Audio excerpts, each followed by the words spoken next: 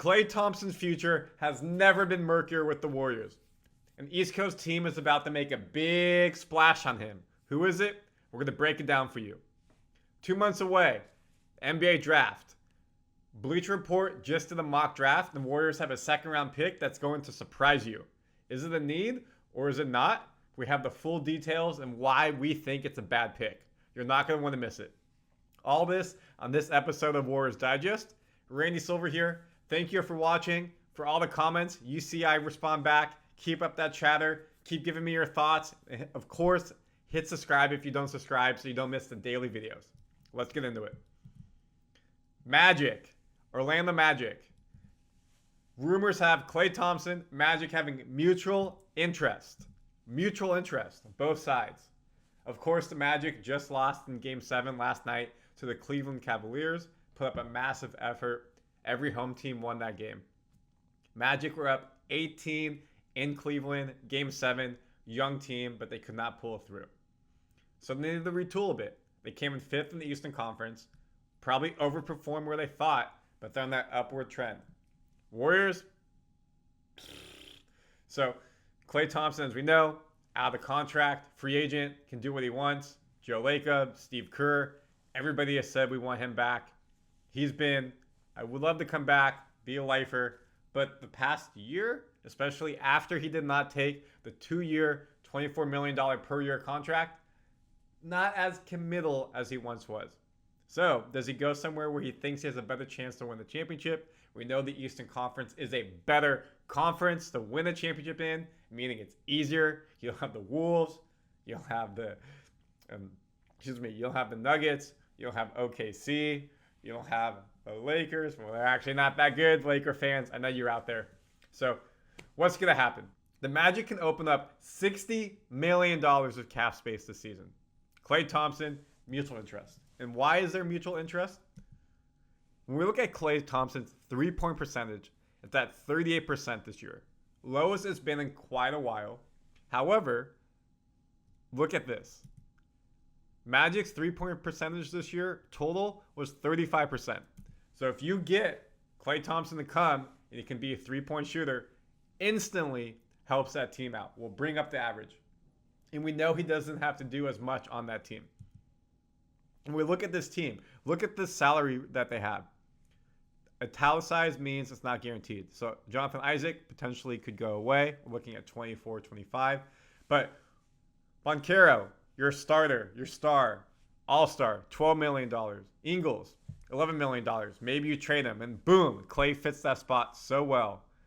Wagner, $8 million. Suggs, $9 million. Anthony Black, $7 million. Cole Anthony, $12 million. That is the beauty of when you're a young team. All these people are in their first year or second year type contracts, not the max. Warriors, we know Klay is making around $40 million. He was before the free agency. Steph's around $50 million. Excuse me. Dre's at $25 million a year. You can't field a team when you're that top heavy. Suns, Booker's around $40 million. KD's around $40, $50 million. So they have such a well-rounded team because of these contracts. Thompson would help that offense. Like I just said, they were 24th in three-point percentage last year, and we just saw they were 35%, while Klay was at 38%, and they made the fewest threes per game at 11. And what's Klay great at? Threes. So instantly comes in, can help. Obviously, he's not the same player he was before the injuries.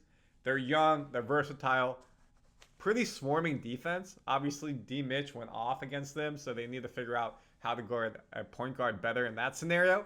However, he comes in and he really helps them at the three-point. He doesn't have to be the guy. We know he's never been the guy on the ball, so he's not going to take away from other people. But you put him in the corner, they dive, they do pick and rolls. He's right there, pick and pop. Fits him very well. And, most importantly, championship DNA. Not 1, not 2, not 3, 4 championships. Knows how to win. Can help out this young team get over the hump. Up 18 in a Game 7.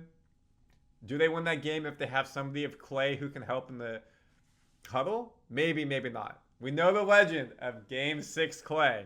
Woo! Multiple times helped this team stave off getting swept. Excuse me, getting swept, not Game 6. Getting taken out of the playoffs because of his performance. Think of OKC specifically. Game changers. Now, bring that over to the Magic. Young team, up and coming, helps them out a lot. The other thing as well, when we talked about his three-point percentage at 38%, instantly puts him second on the team behind Suggs. And Suggs really isn't known as a three-point shooter. So he becomes the best three-point shooter on that team.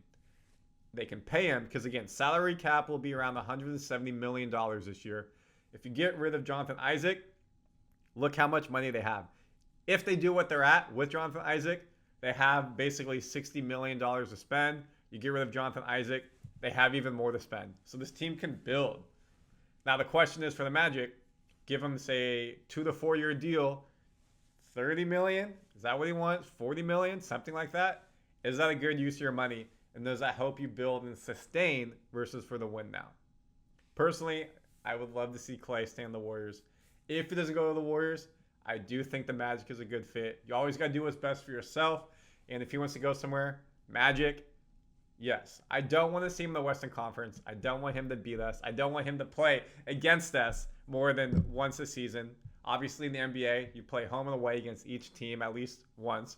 Western Conference teams, you know, your inter-conference foes, you play more. And I would love for Klay to go flourish in Orlando. Do you agree? Disagree? Comment your thoughts and let me know. Secondly, Warriors, another decision. Second round draft pick. What are we going to do in the draft? It's coming up. We're in the second round of the playoffs, second round of the draft. Maybe our only pick because of trades we have. Tristan Newton from UConn, the NCAA 2023-2024 champions. Why is he a good fit? 6'5" guard, 195 pounds. He's a senior at 23, American, and looks like Terrence Mann when you have a pro comparison. What I love there is 6'5". Helps us get a bit taller. Steph is 6'4" at point guard. Brandon's around 6'4". Chris Paul, we know, is closer to 6 foot. CP3, with that $30 million contract non-guaranteed, if we don't take it, boom, he could fill in and be a backup point guard and help if he makes the team. Excuse me. In addition, you know, we saw that our guards were good at rebounding. 6'5" guard, good rebounding, helps on defense. Where I don't like this, though, is we need to get taller. And we got beat continuously inside the paint. Big men. This is not a big man. We drafted a big man last year, Trace Jackson Davis. Worked out great. Can we find another gem like that in the second round to help us? I do also like he's 23. Older, more experienced, game ready to get in. He's not 18, freshman out of college, 19, freshman out of college. He's ready to go. He's played 5 seasons in NCAA. Eastern Carolina University, 3 years, mid-major, and then transferred over to UConn. Of course, won the championship. And look how many games he started. 40 games on average the past 2 seasons. And that is just amazing. He's staying healthy. He's on the court. What I don't like, though, you see right here, 32% from 3. He's got to get better from 3. If you're going to play in the Warriors, you got to shoot the 3. 3 out of 10 is not good enough. It's got to be closer to 4 out of 10 if you're a guard, 40%. Free throw percentage, 80%, so nice free throw. And then his rebounds, best ever at 6.6, 6.2 assists. So he'd be a nice fit. Who's a comparison to we have on the Warriors? Lester Quinones. Lester was a 2022 pick, had a 2-way contract, and earned a full team contract last year for the second half of the season. So as a second round pick, more likely than not, you're going to be on the G League team, Santa Cruz Warriors. You're going to have to earn your way up to the Major League team, the NBA team, the pro team. And he has the opportunity with that height and size. We'll play in the G League, he'll play in the Summer League, so we'll see what it's like in the Summer League. And we've seen people do really well and earn their way onto the NBA team. Think of just last year, Trace Jackson Davis, Brandon, both did that.